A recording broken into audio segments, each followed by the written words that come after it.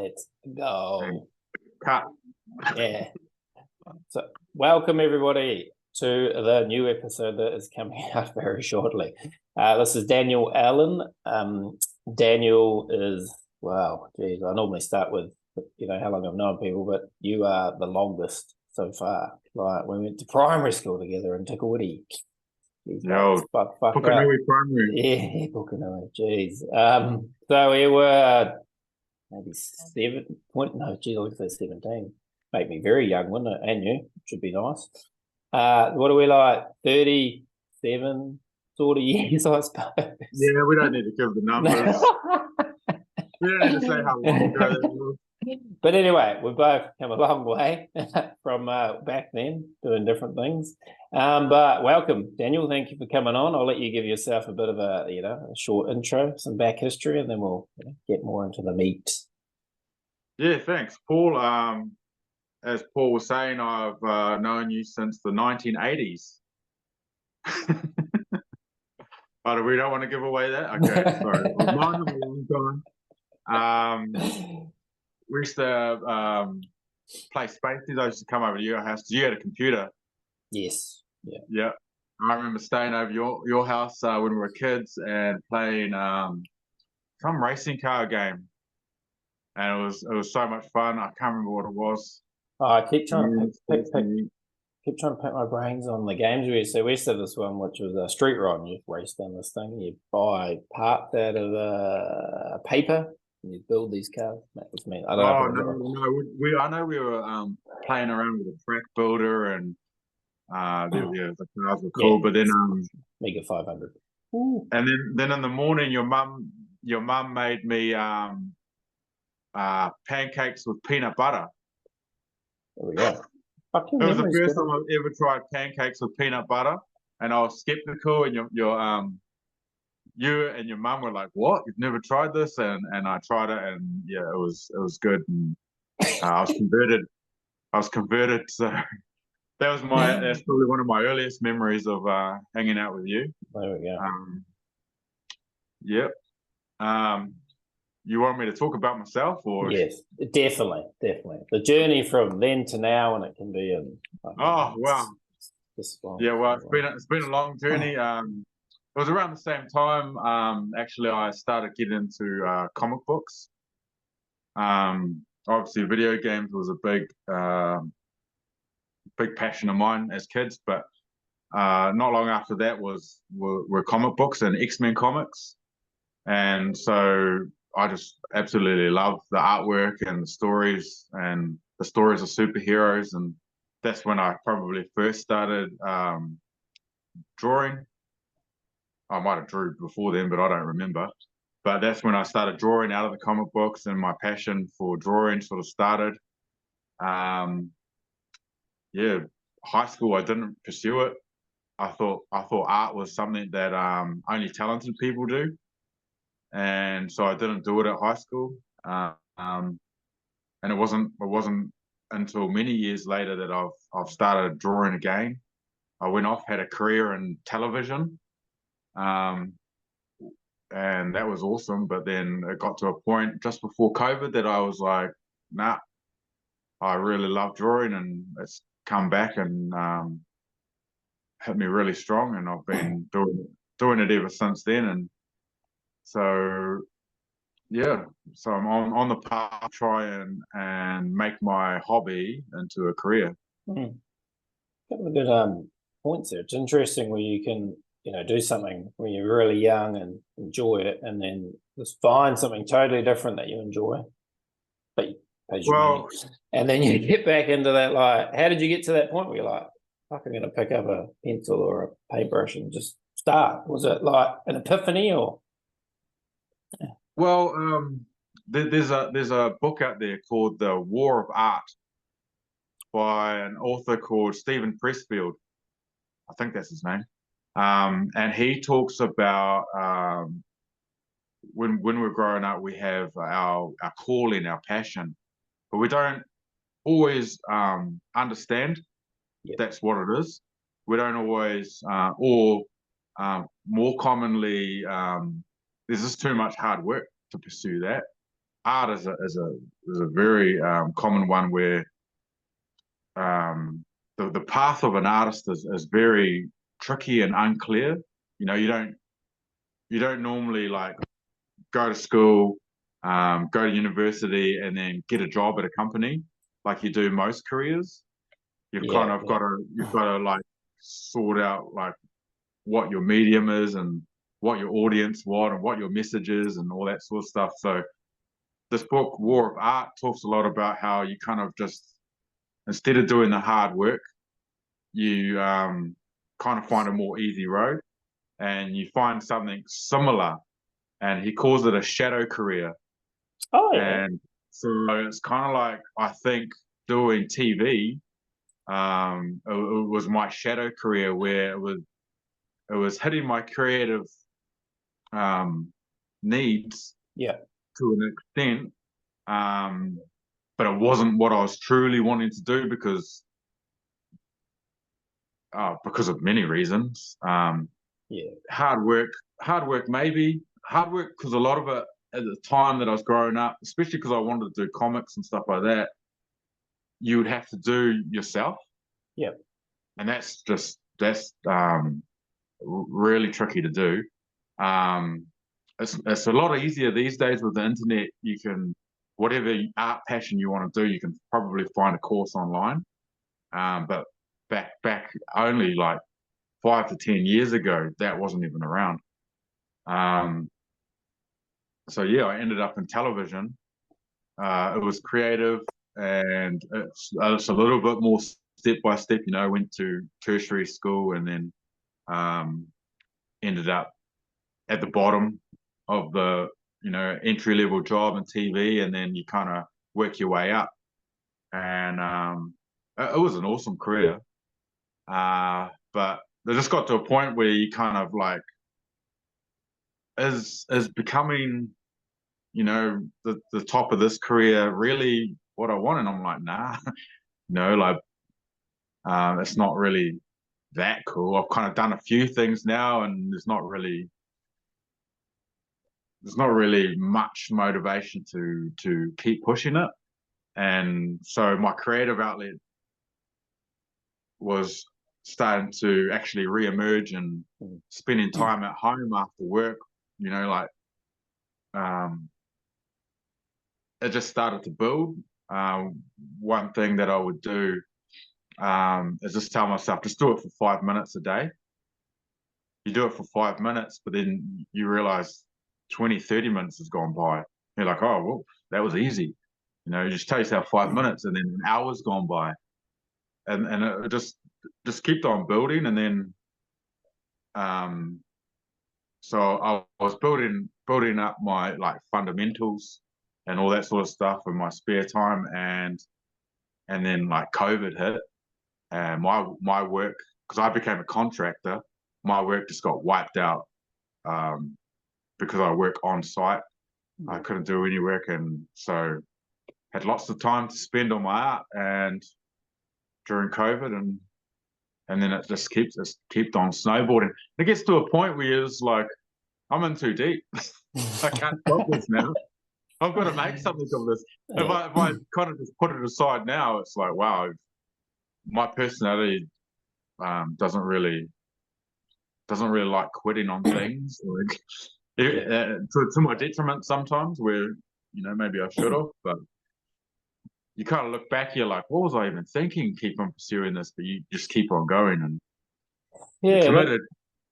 I think that's the thing. I talked in the last podcast with my mate. He's got an electrical business, and we talked about that fear of failure. And he said, like it's there all the time. Like it's just at you. Yeah. Like, any business, like he's like scaling up at the moment. He's like, but he's got some support with this business thing he's paying for, which is quite interesting. But he said, even during the earlier days, like it's that, oh, do I get another person because I've got too much work? And then what's the next bit? He goes, then you get to a point where you have this like exponential shift. And he's like, I have to pay all these people, to pay all the, like a payroll and leasing. And he's like, it's just so scary. But the thing is, you got to take that step. But he said that's been his whole career. Like when he first went to work for himself by himself, he said it was the same thing. It's like you got to come over some of these suppose, bridges, shall we say, over the abyss. But you're still building the bridge as it goes. It's like it's not there. You're like, oh shit, I'm going to put that little block out there, like lemmings. That's a good one. And I mean, that's something that's in that book, War of Art. When you're building these things, it's terribly scary. But I think entrepreneurship is a similar thing to becoming an artist, where you're relying on yourself. Yeah. You don't have a clear path. You have to get up in the morning and do it, even though your boss isn't there to make sure you've turned up. So it's a terrifying thing, and a lot of people, I think the majority of people, would prefer to go, I've got to be at work at 9 and I finish at 5. Like, that's just so. When you're in it, you think, this is a pain, but when you're trying to do this kind of life, you're trying to be an entrepreneur or an artist, you kind of realize how kind of easy you've got it when you've just got to, the motivation to get up and get to work is actually, can seem to me anyway at the moment like a luxury. Yeah. Like, I wish, you otherwise you spend time getting up in the morning and you're like, I could just go back to sleep. But you've got to motivate yourself. You've got to keep going. You've got to keep building, and you get days where it's like, am I even still pushing this thing forward? Is this worthwhile? And why am I just wasting time? Like. And I think that's a good point for everyone. Before we started this, we had a chat. We should have added into this, but it's when you got there, we just talk about that job element. Is that you said you don't have to have any performance reviews, you don't have all this like extra bullshit going on that's in a work environment. But the thing is that because people get into that comfortable thing, but they also get this from their co-workers and their bosses and that whole performance reviews or conversations. You get that little like probably a dopamine, like, oh, I'm doing well and someone's told me it's great, blah blah blah blah. You're not getting that all the time, and you're working for yourself and you're like, sort of in your world going, fuck, am I like, I'm doing these things and I enjoy it, but how am I getting it to people? But then obviously we have a bit of feedback because I really enjoy your obviously artwork, and very early in the days you did that I won't forget this, it scratched me out, the pieces for my kids that we love. They're amazing. And I sent you the pictures and you're like, do you really want to use these pictures? And I was like, yeah, for sure. Because my son, like me, he's got this like forced smile. He goes, but that's fucking creepy, but that's how he is. That wasn't the issue. Oh, was there another one? The expression's cool now. It's one thing that I really is. I mean, a lot of artists struggle when it comes to doing commissions. Is where like regular folk like yourself. Thank you. You just snap a photo on your phone and you see your subjects, whether it's one of your family members or whatever, and you see the beauty in that and everything. But as an artist and as a photographer, it's a lot different. Like to create a piece of art from that.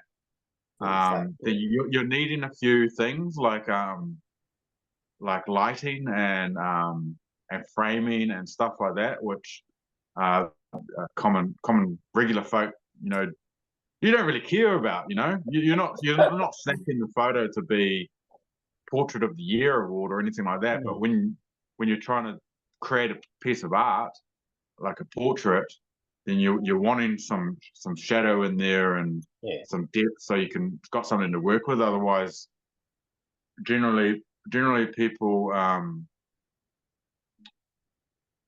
take photos and the lighting is quite flat.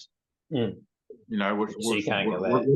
that means is like, all your, so if you see on mine, you've got quite a defined light side and quite a defined dark side, but like general, like flat lighting is when it's all the same. So you don't see the planes or the face and all that sort of thing. So I think that's what I was going on with it. I love like kids' expressions and stuff and trying to do that. Yeah, But if you don't have the lighting and stuff like that, it can like the features can look like they're just floating. yeah, I know what Where you mean. Yeah. some kind of like definition and the different planes of the face, it just gives it more form. So True. it's something to think about for your audience if they're creating a photo for Yeah, for a photo be like, look at yeah. that. Oh yeah, I've just Well, out. So it was just I don't know, for a little while ago I did a little fundraiser, and I was doing cartoon profiles for people. yeah, I I was can't remember supposed if you jumped on board for that, I was but supposed to get some, and then, mate, as I've said, life's been out the gate. yeah, So yeah. anyway, maybe we'll get So back on that. so this one family member of mine paid for like 7. I'm like, Whoa. oh my gosh, what 7? Okay. And then she brought her photos around because she took a long time to get the photos, and she was showing me the photos. I'm like, I finally got some photos. Here they are, and I'm looking at them. And I'm just like, oh, they're all like far away. Oh, yeah. And they're So all not that lighting that I'm talking about, and I'm just like, oh, well, I try to describe to her, and one of the things an artist has to get good at is talking to clients, because you don't want to be rude, and you don't you want to be you don't want to be like, oh fuck, that's a shit photo. Oh, you want to be like, oh look, for this to work, I really need the photo to have this and that. But yeah, she's just like, oh, my photos aren't good enough. I guess I'll go right. away. So it's a very tricky thing, but it's definitely why I don't like doing commissions. They don't pay that well, Mm. and I mean, yeah, it's a tricky thing. A lot of artists have made a living from doing portraiture, um, and yeah, it's each to their own. Mm. What you like doing, and commission. I mean, the ones I'm doing are quite cheap. I'm just doing basically sketches and stuff like that. But you could, if you wanted to make more money, you could do oil paintings of these portraits or whatever, Mm. and then start charging um, a, a, a better pay, or maybe you're doing murals of those portraits or whatever. But It's a yeah, good, it's a good, I good. like I like my path. I'm wanting to be more. Like I said earlier, comic books are my Yeah, good jam. passion and storytelling. So Mm. yeah, doing someone's portraits for them is something I'd rather not. Yeah, it's interesting though. As I keep, because I'm terrible at trying. I probably could practice, but it's not my world of. But I like Yeah, this stuff. This type of art form, shall we talk? I suppose. But yeah, yeah. if you It's think not for about it, everyone. no, yeah, and that's the thing. And some people love portraits. Like I've got another guy that I know from school in He does like real drawings are out the Oh, gate. He yeah, does everything, but he gets initiated. But the time that goes into it is amazing. But I yeah, think the point that you just said is that, which is interesting, and it is for everybody within a business realm, is that storytelling, like of who you are and where you fit into your own sort of world, and that does come back to like that 9 to 5, and what do you do for yourself outside of work, and how does that be you, and how do you deliver that to people? So, and I know, like I try and talk to my kids about that whole 80s era, I suppose 80s, early 90s, where they're like, sure, share the secret. Remember, we yeah, don't know. and 2000. I was showing my kids some of the old, like, well, comics, because we've been into a few different stores and stuff like that. But then they moved into the TV, like the old, like they had G.I. Joe, and they had the X-Men and all that stuff. I loved it. And you look back and like, geez, man, I'm a bit greedy and average, isn't it? But it's still so cool. Yeah. But then I've it tried was to do just, that as well with my kids, bringing things up. I'm on one of those old men. Like back in my day, so, I had a 14-inch TV. It was black and white, And then I remember when TV3 came about, we had three Yeah, channels. You guys have got YouTube and you're all bloody all 24/7. It's yeah, crazy. that's So, but right. it's kind of like almost like we had it like better in a way. Like having this YouTube and social media just like a constant distraction. That is, Where they don't like boredom is something that they can just solve so quickly.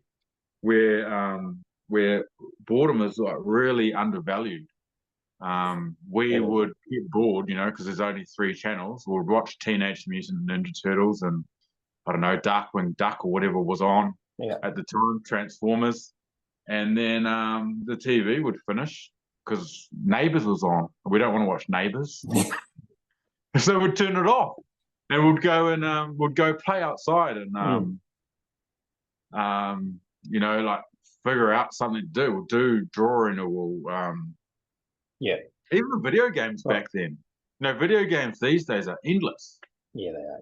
Even the ones that are kind of turn-based like Fortnite, you just play a game. You just play a game where like Alex the Kid and Mario Brothers, Paperboy. you'd clock it in like 2 hours. You'd be like, Yes. that's done. And Yeah. you'd wait to buy another game, but you know, even the games you wouldn't spend all the time playing them because you just clock them. Mm. And I don't even kids don't even know what clocking a game means. No, because it's not an option. It's like endless, you know, like games will just download new patches or whatever these days. And Yeah. but I don't want to offend your audience. I'm No, sure no, you've got quite a young audience. They'll be like, "Oh, these old men, what are they reminiscing about the '80s?" Yeah, well, so I'm sure there's plenty of people out there that all love that story time. Well, reminiscing about that. They'll be rolling their eyes But just yeah, like my kids do. yeah. Well, the problem is though now is that dynamic of how games are actually set up, and it's been proven by a few different people, is that they're actually triggered, and they're worse because how they've set up are actually subject to like gambling. So there's Yes, dopamine, and they don't want you to most leave, mate. They want you to be yeah, there. They want you to pay the money. They want you to buy that patch or that skin or whatever yeah. they call that shit. Most of the big game companies have a parent company which is Yeah. actually pokies, a gambling business, There basically we go. Tencent and stuff like that. So, or they go to these Yeah, you get pokey that. companies and ask them how can we make this more addictive? Yeah. Well, Which is there's some. clever, you know, Yeah. because there's the dad in me, who's like, oh, naughty, naughty, but then there's the business side, and I'm like, yeah, I'll do that too. I can hook him. Well, Give me the money. that's the So thing, you and know, you gotta understand business, and it is what it is. And as parents, we've just got to be aware of it and have the struggle. yeah, because it is totally different. It's going to evolve, drastically as well. But back to the art thing. So Oh yeah. I watched it. It's all good conversations. Recently, I love podcasts, but it's called Diary of the CEO. And there's a guy on there called Daniel Epstein. Steve Barnett. Steve. Yeah, Steve Barnett. I think his name is. Steve. Yeah. He's amazing. I love him. Yeah, so this guy Daniel Epstein came on, and he does like behavioral sciences and all sorts of stuff. But he was talking about going back to a point earlier, talking about the 10,000 hour rule, and he said it's absolute rubbish. So he said it's really good to watch as well as this. He said what? Sorry? It's rubbish. The 10,000 hour rule. He was talking about what? The 10,000 hour rule. So have you heard that? I just watched that yesterday. Oh, yeah, mate, it's great, eh? So it's very it's more specific. Yeah, but yeah. Very valid to your point earlier about, you sort of lose, not your path, I suppose, or you have a path and you're good at certain things, but you sort of have to try things to find out what they are. But he was saying that, like, some people can be experts within 3,000 hours. Some will never get to that point. But, and I suppose it's not to not let people do that stuff. It's just that, when you're good at something, though, like what you were saying, is that when you find it and you practice like yourself, like it's a compounding, like productivity base. You just learn so much quickly because you enjoy it. If you're doing other things that you struggle with, you're never going to get that, benefit, shall we say, which means you keep going and going and going because you're not struggling, like that whole get up in the morning. So I think for anyone that is trying to learn how to learn better, then I really recommend that episode. Because we could do 10,000 hours of rubbish, and not get anywhere. You can waste your time. And so what he found out was that the guy, and I've forgotten his name, but the guy who came up with the 10,000 hour rule, they basically knew it was rubbish at the time. They said there's, they hid the data, and then the data was released, like, because I think it was it came up in the 70s or something like that. And then 20 years later they released the data, and you could just see all these holes where it was like there's so many variables, and because he asked, like you're saying, someone actually learned the skills in 3,000 hours, and then other people got to 20,000 hours, and we're still not getting it. And so there's techniques that he talks about to well, first of all, the reason why that there's so many variables, he talks about our own, or what was his words? Our own. I was taking it as talent. There's a baseline, like baseline talent. I think he talks about it, and use talent with thing, because talent is really you've actually got some life experiences, and they may or may not be within the thing that you're trying to learn, but these things that you've learned helped you learn the thing that you're learning now. And so people perceive that as, oh, you've got a great talent for that. And I always thought that as well, because I think talent is a bit of a myth. It was something, like I said earlier in the podcast, I didn't do art at school because I thought talent was needed, and I thought I didn't have talent. And I've learned that we can just learn anything we want to. If you want to be an artist, even singing was one I thought you needed to be.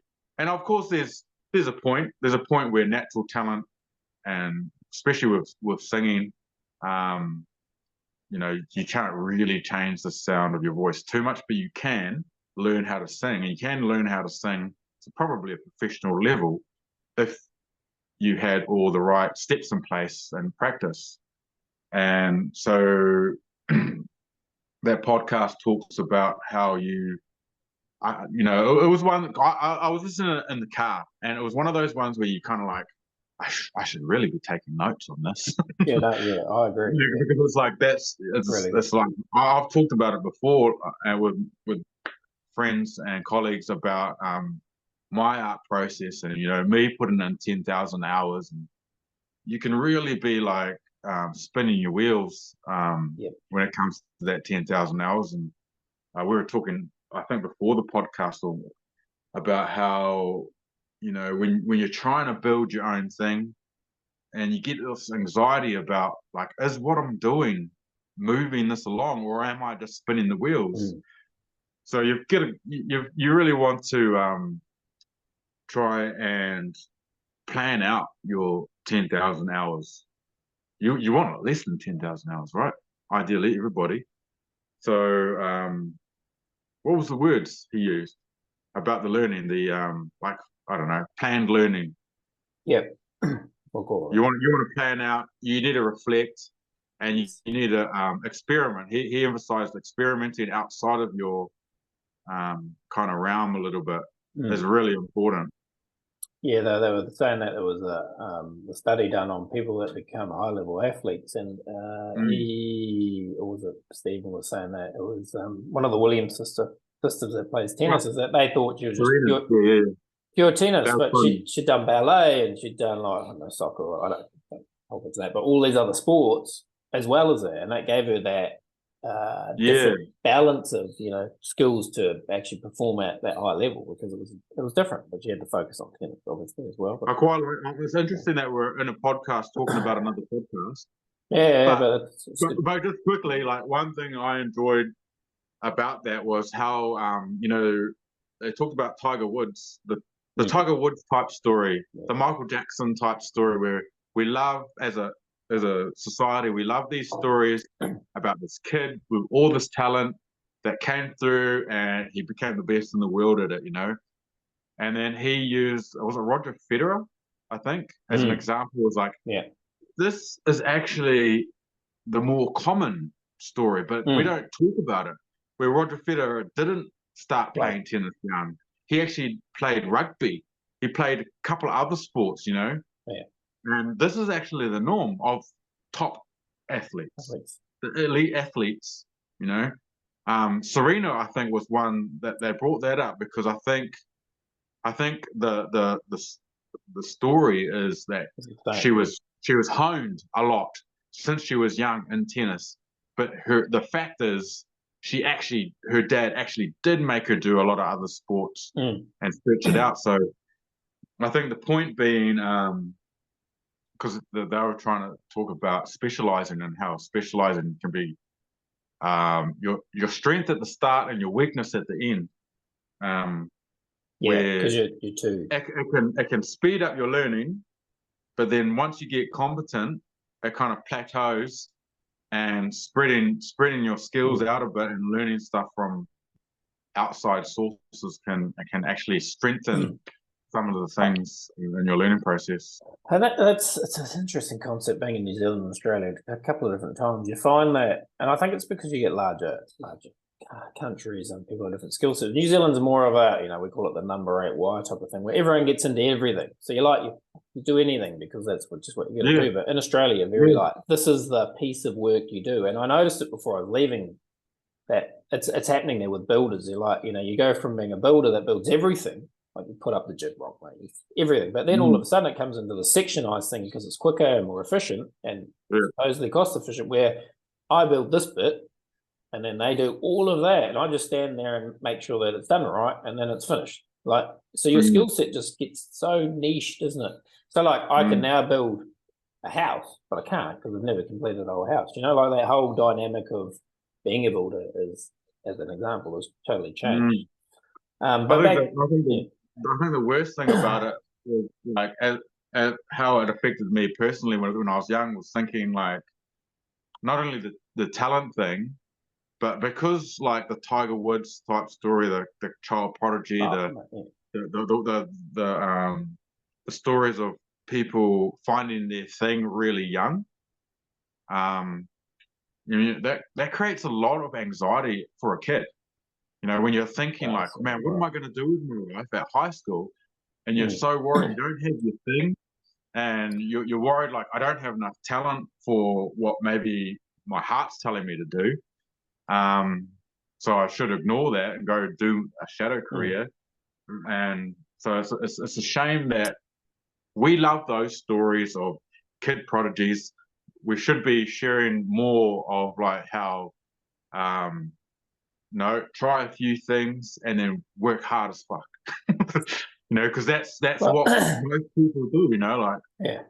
Well, this is the whole, I suppose, point of me and this podcast. Is it firstly started because I was working with so many different companies and within my career, and there was one that had this battery monitoring stuff. It was best in the world, and no one knew it was from New Zealand. No one. It was just so bad. And it's actually made in Auckland. They make this shit. They buy it and they manufacture it in very small warehouses. It's got bigger and bigger. And then I just started thinking about all my friends that have businesses and have done well and they're all different. And I just sat there and went, I lived in Tipperary. And my dad, parents, obviously we had that, and I've said this before, it's that whole trade thing. They get a trade, get the house, and end up retiring, doing all that bullshit. But you don't have that luxury of seeing a university because you're in a small town. I like to pen it as you're literally at war every day, just due to the dynamics of the actual environment you live in in a small town in rural New Zealand, which is a whole different conversation. Because of socioeconomic dynamics and things that go on that most people don't even understand in New Zealand. They don't see any of that happening. So you don't what you were saying is you didn't get that thought of talent, and you think if your parents were into art, as in even just a hobby, like you would have put a lot more focus into it. You know what I mean? Like because you Mm. sort of get directed by your parents, but or the environment you're in. So you think, geez, if I had something else going on, maybe it would have been more of a pressure. So if you look at like the artists or even musicians now, so a lot of the kids, like famous musicians, their kids are now coming up and they're giving them the spotlight. They're on the stage, but they've got that nurturing environment, and that, as you say, it might not be a pure Yeah. talent, but they give them that space to grow, that nurture, But when you got work money, with it. Well, yeah, when you got exactly. money, your But kids if can kind of try a few things. I think yeah, there's lots of studies about rich kids versus poor kids when it becomes to like who is going to be financially more successful. yeah, It's obviously the rich kids because they it's easier to fail. Like when you're poor and you fail, it could be oh, like life threatening, as yeah, opposed to a rich person failing at something. You just get up and try again. yeah, But I think to your point, I think a lot of that is a problem with schooling. Like they kind of hone into you like, what are you going to do when you're older and all that sort of stuff. And it's creating this crazy thing where people kind of make the decision and you go to university and you go, I'm going to do this, and you go to university, you get a degree, and then you get into the workforce and you're like, I don't even like this. But you as soon as you're like a couple of years deep into university, you're committed. yeah. Like in society, it makes you feel like you should just stick to this. And I think that's why it's quite common in society for people to get depressed when they get to their 40s. Oh, yeah, that's Because huge. we're like, I didn't even want to do that.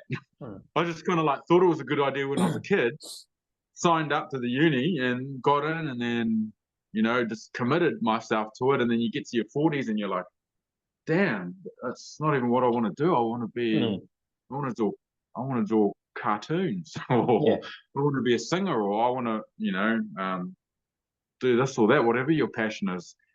I don't know how to solve it. It's easy to point yeah. out the problem. It's hard to actually solve And the problem. yeah, and it But gets so much yeah, harder as you get older and you have responsibilities, and yeah. So, yeah, so you're you, you it's just problematic. Kids and it's just daily life, just trying to, I don't know, like survive.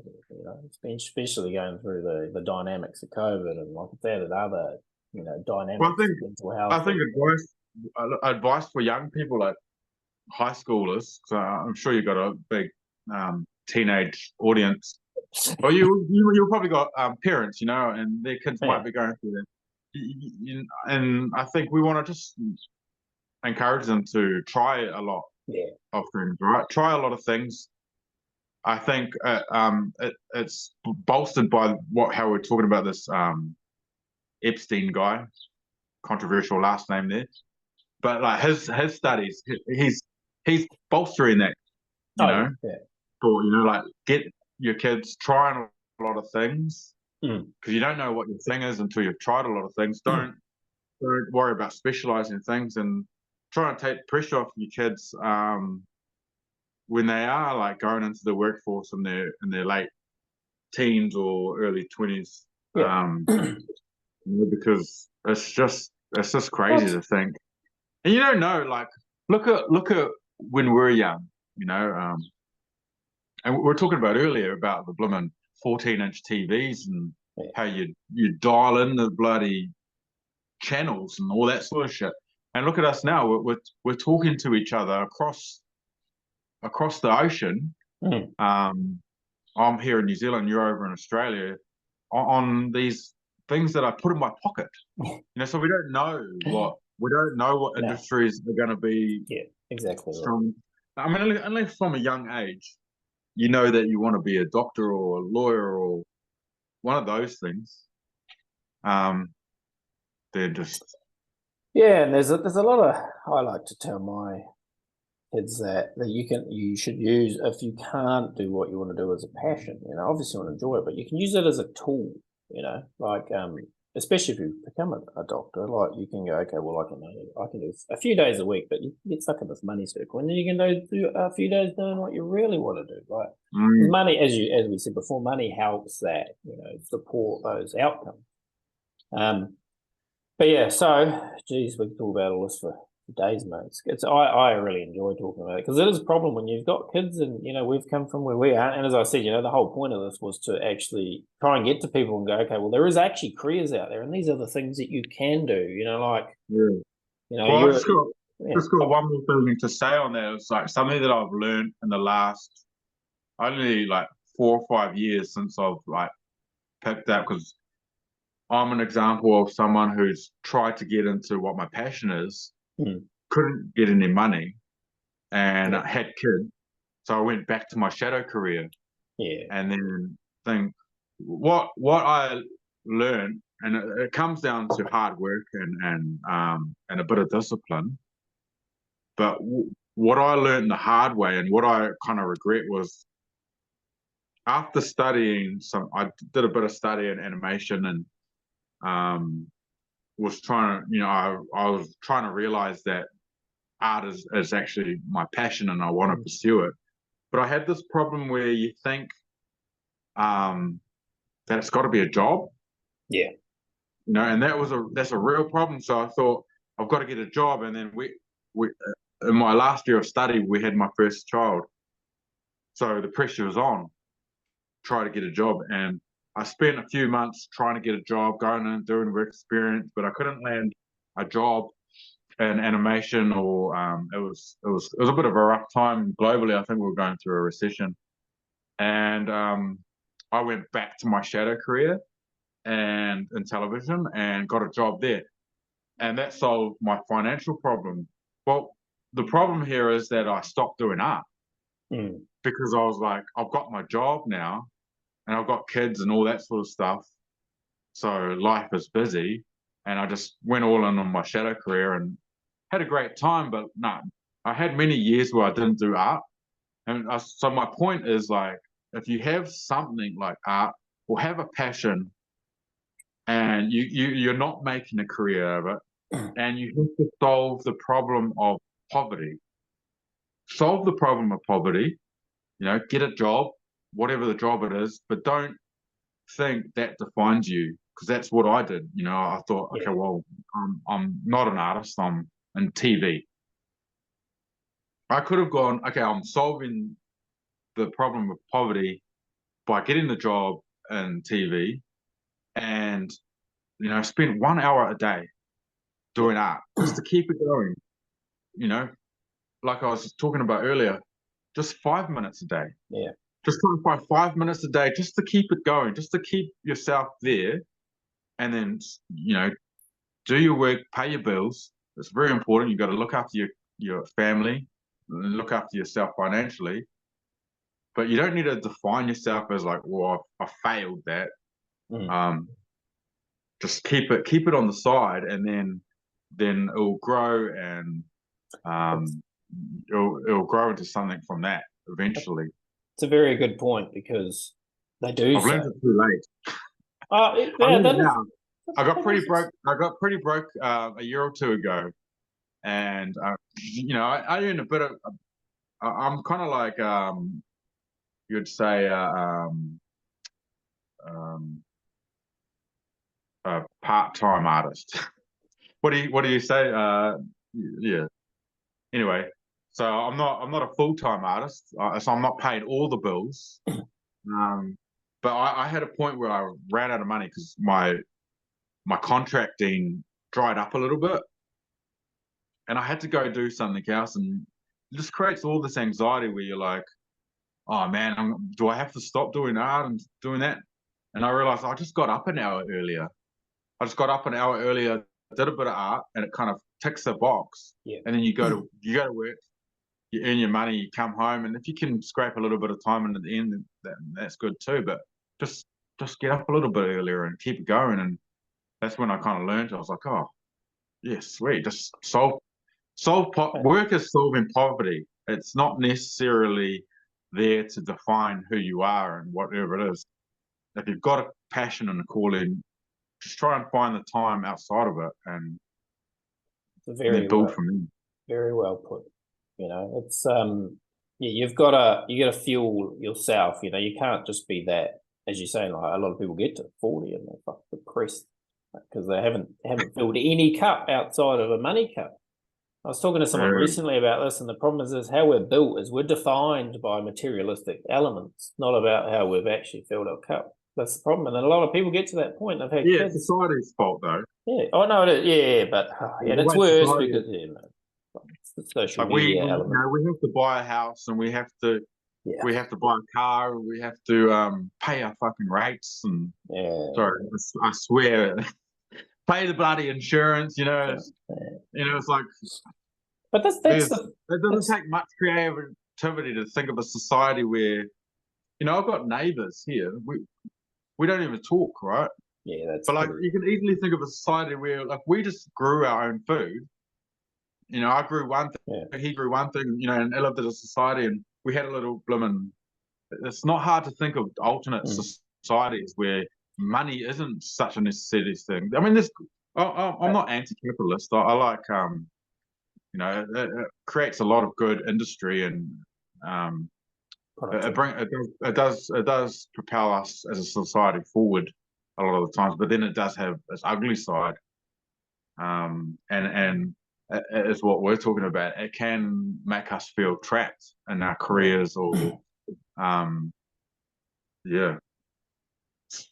make you a slave to a position you're in that you don't want to be in, because you've got to pay your bloody mortgage and your rates and your bills, and you don't talk to your neighbour at all, which is fucked. No, I talk to my neighbours, but there's not. No, like it's a massive problem. It's everywhere. It's not an isolated thing. I just coming from a small town, everyone knew everyone, which is problematic in its own right. But yeah, fuck, we need to get back to the art, mate. We keep deviating, but that's all right. I do like those conversations, but I really want to touch on the whole, comic books to where you are, where you've just sort of been, and then where you're sort of heading, and that change and I suppose dynamics and finding yourself in your art. Like all of that sort of hit me. Yeah, well, it's a long journey, and I kind of hope other artists out there would find it a lot sooner. But yeah, just when you're an artist, and probably other fields as well, you're a very curious person, right? I think that's what drives artists, is that you, like I said, I like comic books, but then I really like murals. And you see, even comic books is one thing where I like maybe I maybe like Jim Lee, who's one style of artist, he was X-Men, and then I really like Frank Frazetta or something like that. So you like different types of artists, and you're doing your 10,000 hours, and you think, oh well, if I just learn a little bit from each, they'll just come together. And then you get to a point where you're like, nah, they're not really. I kind of need to pick one. And so this is actually the flip side of what we're talking about with specializing, where I do see the benefits of what David Epstein was saying, where like exploring and being curious about different art styles does create you as a whole as an artist. Because what an art, you're not just copying your favorite artist, you're kind of like an amalgamation of a lot of different influences, and that becomes you, and that becomes your style, and then whatever your story is becomes your voice.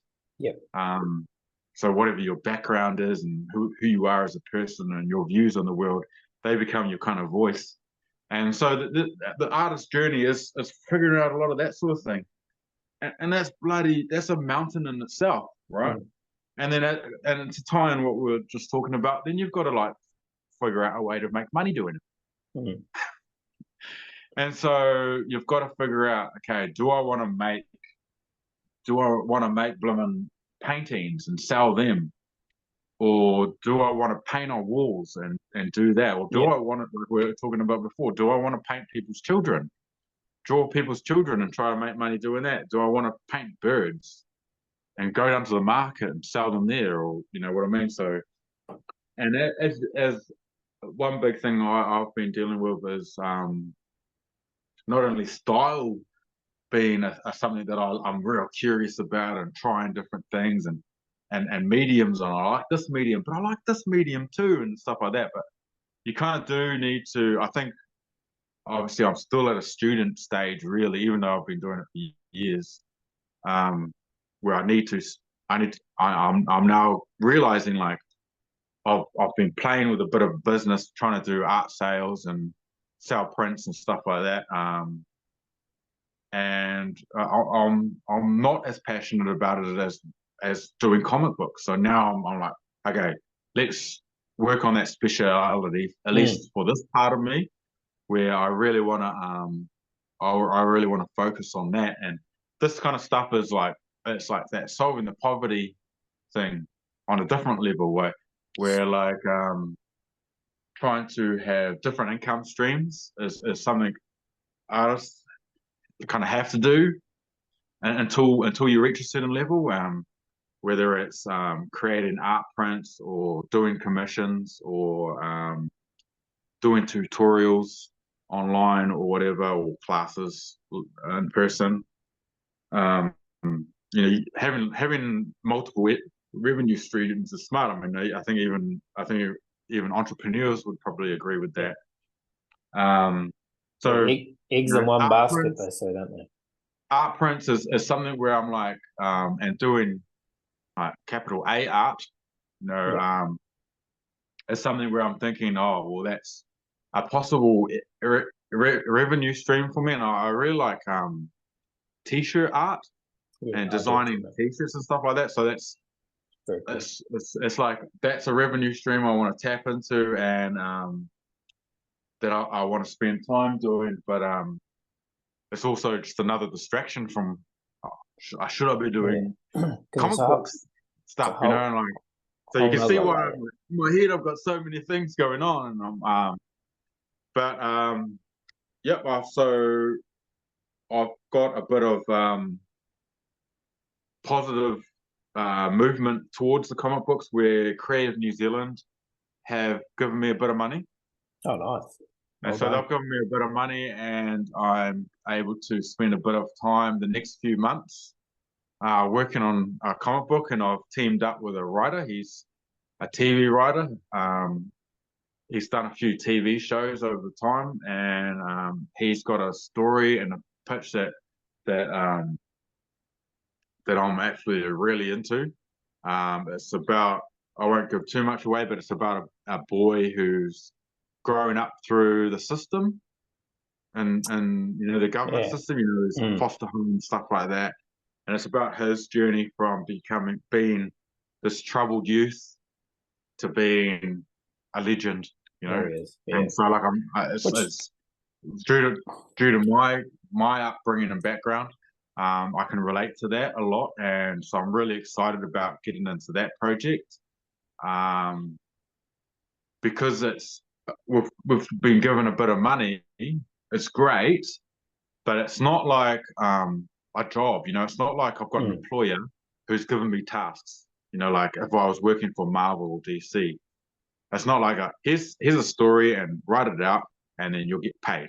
It's more like, okay, we need to create some assets with this money, and then we have to learn the business side of creating comics.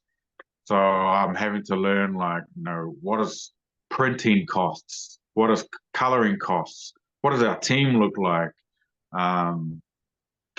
Can we use these assets to go to publishers and then get more funding to complete the project and stuff like that? So yeah, being an artist is tricky. You do have to, like, it's not only just being an artist. You do have to learn the business side, and at least how it suits you, whether it's selling art prints or art commissions, or in my case, learning the business side of comic book sales and all that sort of thing. So it's exciting. I mean, this is like I said, this is my passion.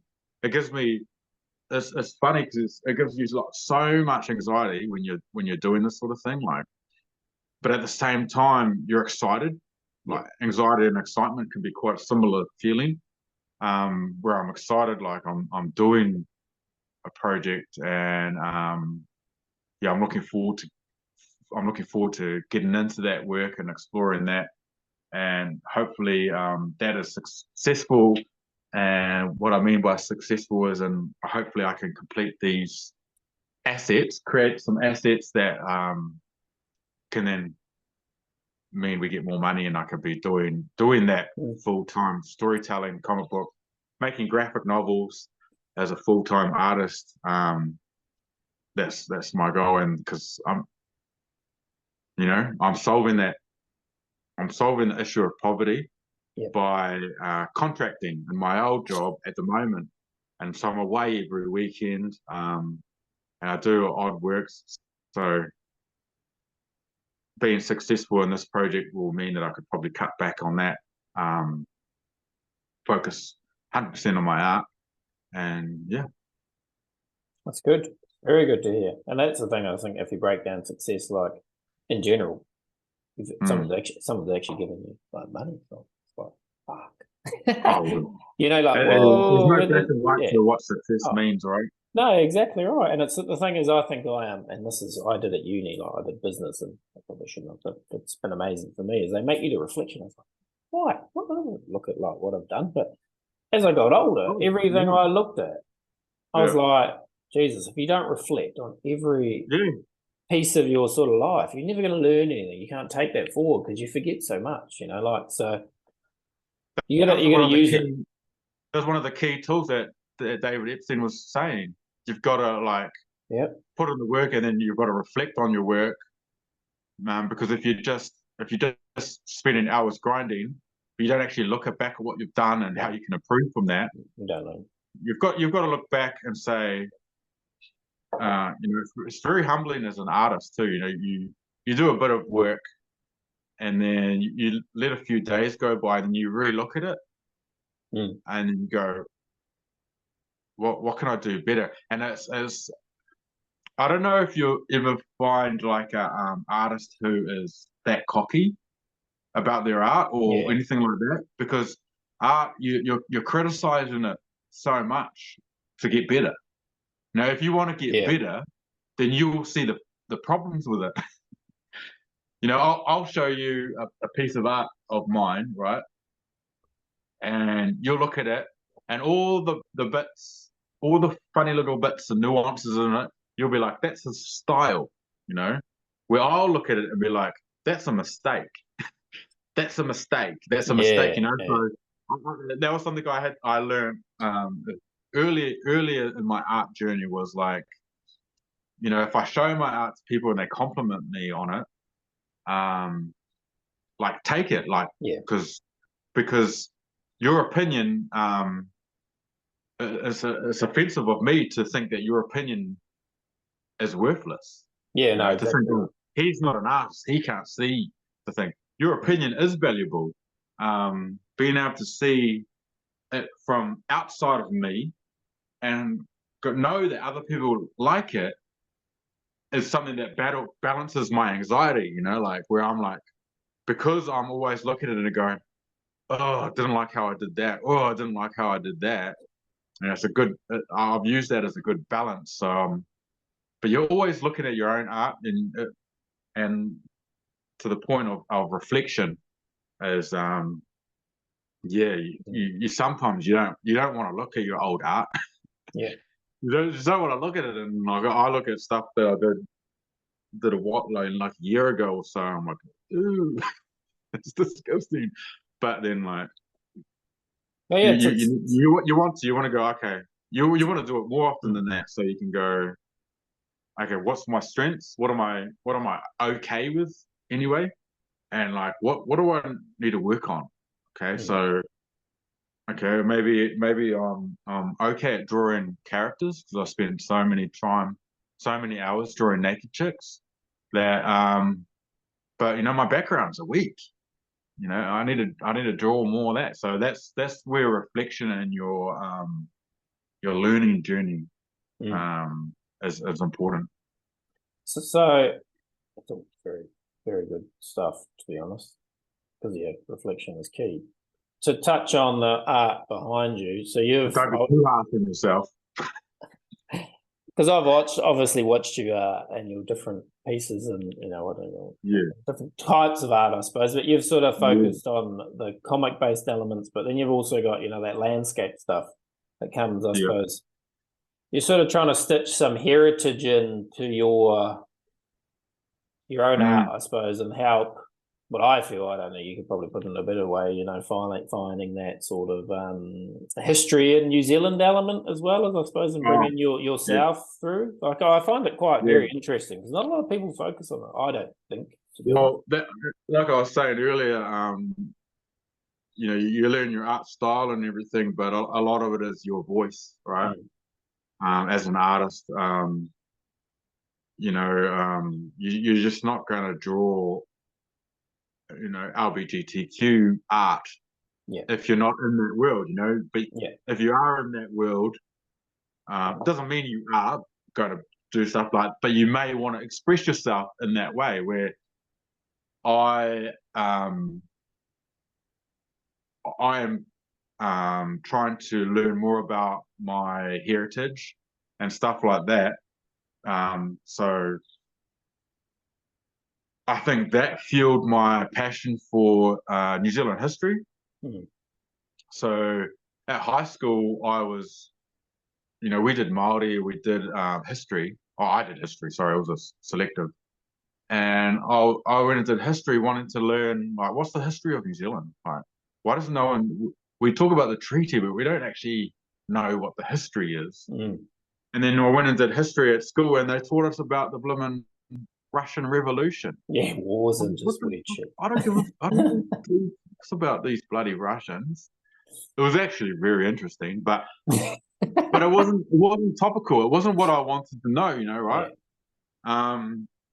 So I ended up. It was actually decades later, but that passion was always there. Started reading books. One of my first ones was Michael King's Illustrated History of New Zealand. It's great book. If you want to just dabble, that's the one, because he writes like it's like real easy to read. Yeah, like real easy to read, and you can just skim through it. And he doesn't because it's the whole history of New Zealand from when the first humans were on this island or these islands up until, well, it was written at I think the 2010s. Yep. So up until then, but it's a great tester. But I've read many other ones, Musket Wars, Ron Cosby, and what's his name? Anyway, a couple of other ones, Vincent O'Malley, and yes, I've read heaps of history books, and so that's a big passion of mine, and yeah, I've realized why it was a secret. Yeah, I realized I've read why it was. It's not a subject that New Zealand, this government wants to teach in schools. You kind of like understand, like, this is why it's not taught in schools. It's starting to change now. Kids are. I think well, they say they're going to teach New Zealand history, but how much of the history that they're going to teach, and the confiscating of land, and the war that was started, that was just to steal land and all that sort of stuff. The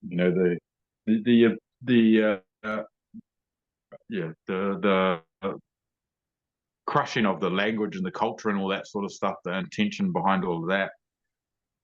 I think it's really important. It's a big purpose of mine to try and let more people know about that sort of thing, because growing up in the 80s in Te Kuiti, would see a lot of like poor Māoris, and there's a lot of conflict between white New Zealand and Māori New Zealand, and I think I believe it's because they don't teach New Zealand history.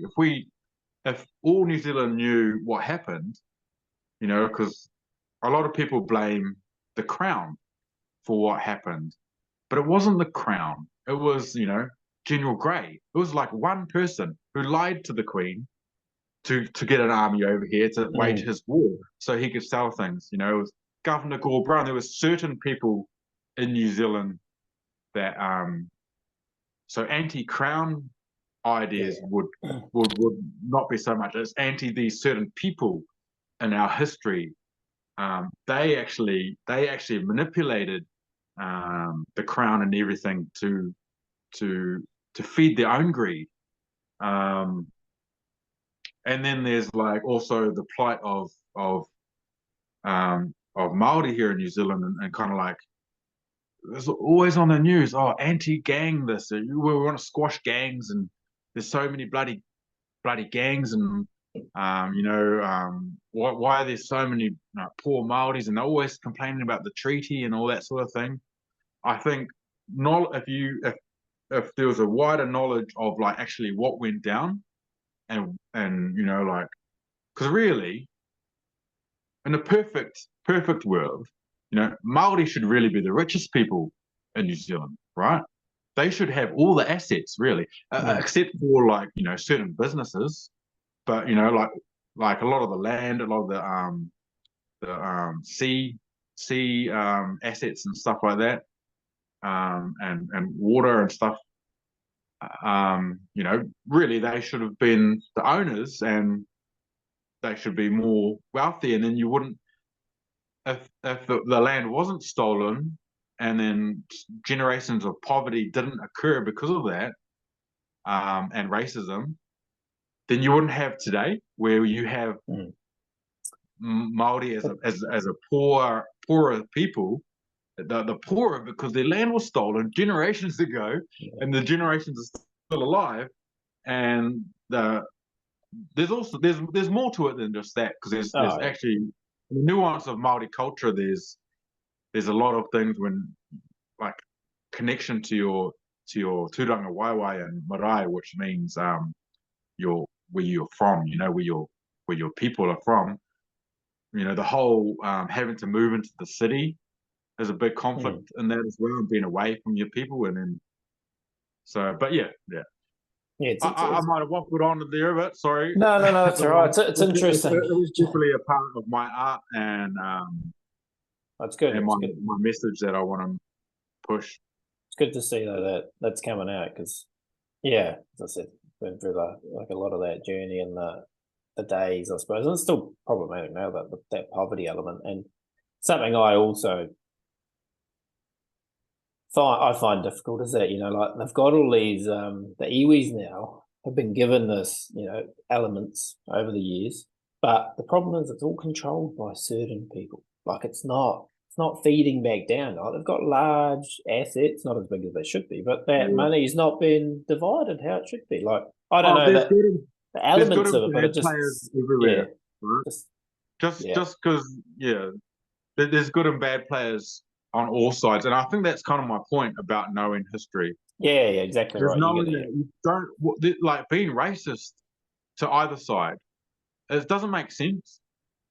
No, what you're saying. Oh, I don't know if your Australian audience would really agree, but what you're saying is that all white people are bad. If you're Māori and racist, if you're white and you're saying all Māori are bad, it's just no. There's good and bad players on both sides, and I think what you're saying is you're being a little bit general there, but there's definite bad players, like it's happening all the time, and as a Māori and being a minority, and you see on the news one of the politicians is playing up, and it happens to be Māori, and you're like, oh. you just gonna, everyone's just gonna like, all Māoris are like that, but it's like, no, it's like that one. That's not all Māori. It's just that one that's been bad. And it's because we're a minority. It seems a little bit different. Where, Pākehā, Pākehā bad person that does something bad, and you don't always think that. So it's just, and history tells you that. It tells you like, Māori played both sides. Māori were fighting Māori. They would fight for the crown, so yeah. And that's all, yeah, driven by certain people wanting certain things. As you said, it normally does come back to an concept or piece of a puzzle, individuals, wanting certain things, but that's like a corporate at the same time. Like they put people in place to deliver an outcome because they feel that it's the best, probably for themselves rather than everybody else, which is the sad state of affairs. But like it's just something that is ingrained, I suppose, as we, you go through school. Like these businesses are amazing. This guy started that. This guy started that. And he's rich, and it's like, but is it about that element, or is it about the fundamental good of the world? It's not, is it? This is the problem. Yeah, fuck, it's about that man and his bonus, and he's got a new $100 million boat. Well, Oh yeah. like, well, we could rant on a lot. We could. We won't go there down that road. Then we start talking about government, and I don't think the we audience won't government and whether their decisions are like to actually help people or whether they're actually just proponents of business. Yeah, and all these decisions are made just to make other businesses rich, really, but they hide it behind. Yeah. So we don't want to go down that rabbit hole. No, maybe there's another podcast. It is. So to get off that, there is a whole another one. I've read this book. It's called The Fifth Risk. It's by that guy that wrote The Big Short. What's his name? The Fifth Element. It's actually really interesting. It talks about the government and how they spend money, and how most of the money that gets pumped into like Middle America is actually government funded, but no one actually knows it. So yeah, it's really good. I'll send you a link, mate. It's a good book. It's really, sort of have to get into it. It's very data driven. Probably. It's but it's very good to read. Just talks about those data driven analysis and grants and funding, and like America wouldn't really function without this system. Yeah, it's really interesting. But so that the artwork behind you were commissioned to do some of that for museum based elements, weren't you? Yeah. So that was another part of your art journey, right? You kind of have your desires, and then you have things that people pay you for, right? You got to find where they intersect, and that one happened to intersect perfectly. I could not have asked for a better job. I wish those would happen all the time. Where I got a commission from a documentary maker, and he was commissioned from an oil company. An oil company. Yeah, an oil company in New Zealand who does drilling around Taranaki.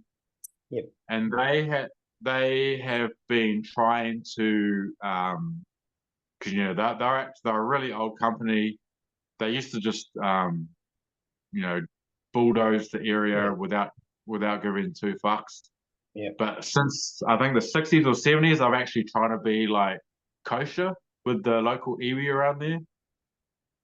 Anyway, so they were having some developments where they had to build a new pipeline or something.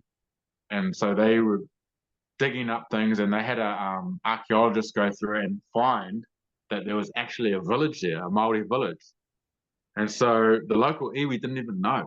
Oh, Jesus. Because it was so old that they had moved away from there like before, but they were thinking probably before colonialism. For the oil company or gas company, sorry, to to make themselves feel better, they were paying for some of those things to go into a museum for the iwi, pay for this documentary and everything to be made, so the iwi could do it, and then the iwi would give them permission to do it. So this guy who's making the documentary wanted some recreations of what it might look like. Yep. And so he paid for me to do those. And this is where just like I said, I love thinking about New Zealand in the past and my Māori culture, and I got paid to research and make some illustrations from it. And like I was also saying earlier, like those landscapes and full scenes weren't my strong suit. I keep drawing people, so I was getting paid I was getting paid to research and to learn. learn. So it was Yeah. just it was a dream job.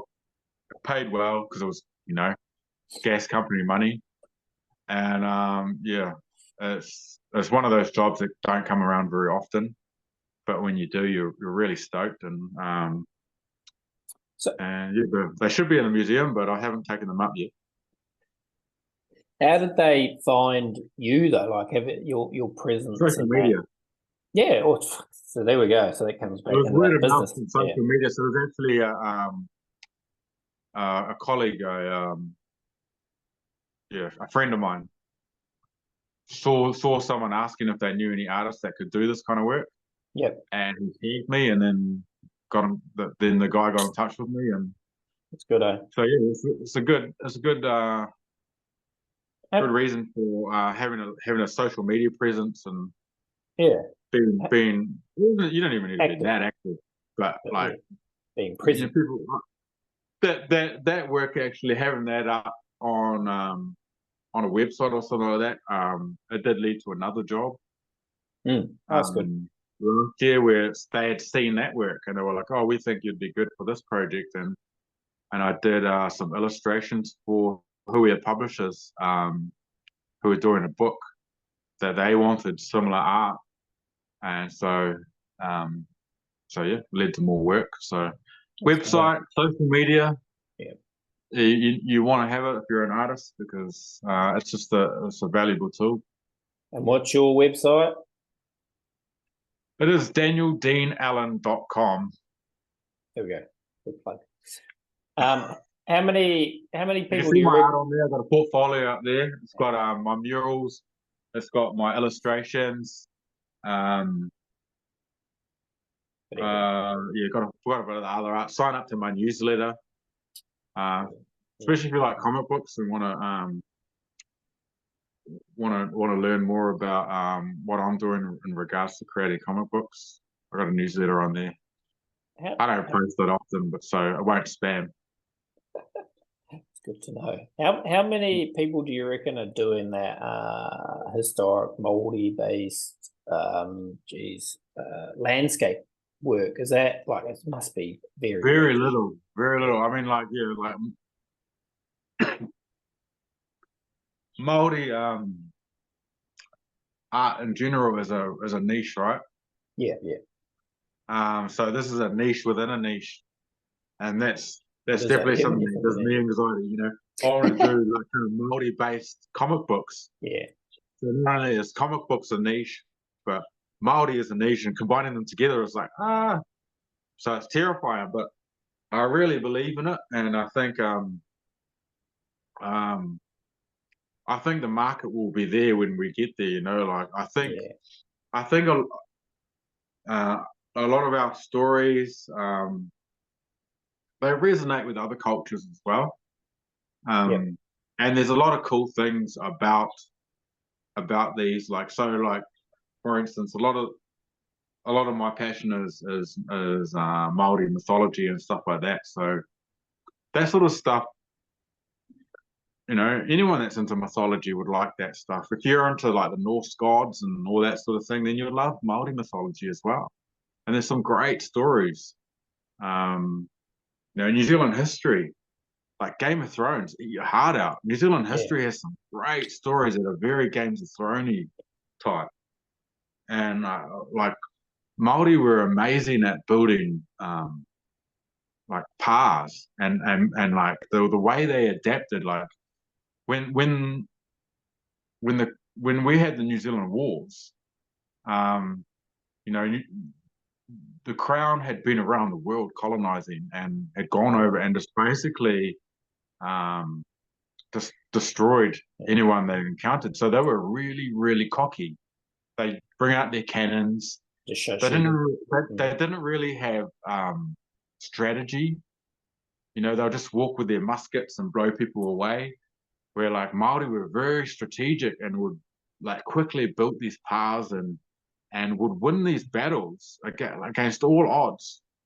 And if you're into history and uh, battlefield type history, then these stories you'd love. So I really think I really think that we just have a lot of cool stories that um, will appeal to everybody.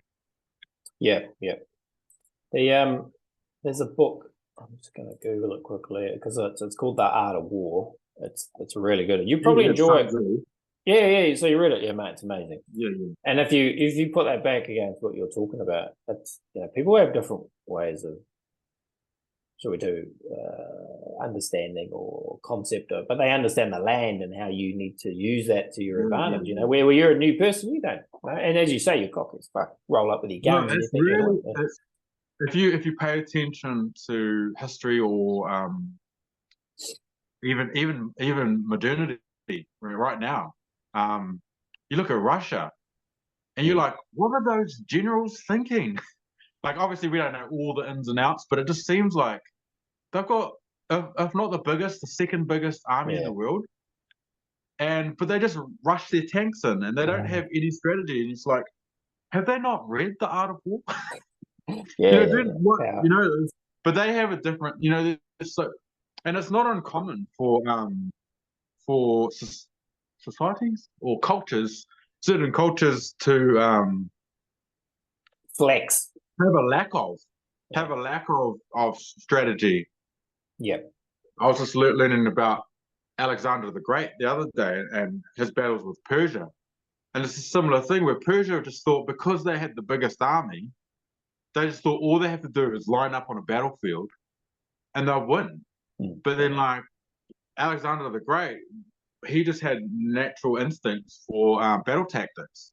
Yeah. And his battle tactics would just he'd be way outnumbered and win these battles against a much bigger army. Mm. And it's just amazing how many cultures have either come up with amazing battle strategies or lacked strategies and arrogance. Yeah. It's just happened over and over again. It's very interesting though. You can take that into business though as well, can't you? It's those same elements. I wouldn't know. Oh no, yeah, and that's one of the No, I'm reasons sure. I I'm sure. found The Art of War. It's actually very interesting. It's all about knowing yourself. Yeah. Yeah, and that's the real thing. You got to know yourself before you can actually approach things because people are coming at you at different ways, and they want something from you, but you need to make sure you're still in the best position. But It's actually been quite a few years since I read that. I read that over 10 years ago. I yeah. remember it's real awesome. And another one is the Book of Five Rings by Oh Musaki. yes, yeah, I found that. I haven't read it yet. That's supposed to be amazing. It's quite similar. It's quite similar to Art of War, where it seems like he's talking about martial arts because he is. Seems like he's talking about martial arts, but it's like a lot of businessmen I know have quoted that book because the teachings in it can be used for business, and it's like I can't preach on that and give you examples because I'm not an entrepreneur, but yeah, I mean this is definitely strengthens what we were saying before, where how sometimes getting out of your niche of what you're trying to do and learning other things like how battlefield tactician knowledge may help you in business. Yeah, yeah. Oh, it's interesting. And the thing is, I think you have to take away from this whole conversation is when you reflect on this, you are an entrepreneur because the things you are doing are so entrepreneurial, mate. You're doing things that no one's doing. Like just that whole thing. You have to take that and you have to absorb it, mate. Like exactly what you're doing is like a niche in a niche. Like it's out the gate entrepreneurial. So something that I feel as you know, it's hard to see from the inside out. But when I'm looking at it all, it's very inspiring to see that you're pushing boundaries that no one else wants to do. It's terrifying, and you're full of anxiety. But like when you finally realize what is really interesting to you and what your passion is, then what are you going to do? Live in your shadow job and Yeah. shadow career and Or be just to pay yourself. the bills, or you're Yeah. going to give it a rest and go for it. And I've always thought of myself as a bit of a risk taker, gambler. So I've gone all in. I've gone all in, and there's just like business sometimes, and being an artist, you have to learn things you don't want to learn sometimes in business and storytelling or whatever. Yep. As part of it. So yeah, taking a risk. My family has to sacrifice. I don't mind sacrifices. It's my wife. She's like, we don't go on holidays, blah blah blah. It's because I'm not, Yeah. in a stage with my career where we're earning a lot of surplus cash. Where if I was still in a career, we might be like that. But that's that. like I said, with her job right now is kind of like it's not quite what she wants to do, but it's paying the bills. So I'm hoping to get my A into G, make this work, and then hopefully she can try to figure out her thing as well. Yeah. Okay. Well, geez, mate, it's been an hour and a half. Oh, it's been a great chat. Apologies. No, it's good. No, it's good. If anyone's still listening, then kudos to you. Thank you. Yeah, probably the only one. And yeah, I mean, you're talking to me about the things I like, so obviously I'm going to be able to rant. Well, that's the whole purpose. The whole purpose of this is to give people insights into the world out there and the things that you can actually do if you really want to do it. So it's great to be able to have these conversations. As I said at the start, it's like we would have like a bit of a thing that we could talk about, help sort of promote conversations, but it just should be a chat about life because people are everybody runs through very similar challenges, So it's trying to be personable and yeah. But thank you very much, mate, for your time. It's been great to talk, and what I need to do in the future is when I get a few more of these under my belt, we'll come back to episodes and see how people are going and how that the whole dynamic of your world or life or brain or thoughts have shifted. Really, Yeah, well, I'm in one of those positions where I have to be going forward, otherwise I'm going to sink. Yeah, which is, but that's I'm going to sink. So yeah, give me a few months, and I'll probably be in a whole new place, or I might have drowned. So I might not want to come on. If you're not in the deep end of the pool, you're not in the pool. I think that's. It's one of those. Okay. Well, thank you everybody for listening. It's been a great podcast as always, or what I feel, and so hopefully someone gets something out of this. And if someone is digging in there, and wants to get into art and something, that is out the gate niche, just fucking stick to your guns and get it done. Anyway, thanks, mate. No worries, mate. Okay. So we talk again.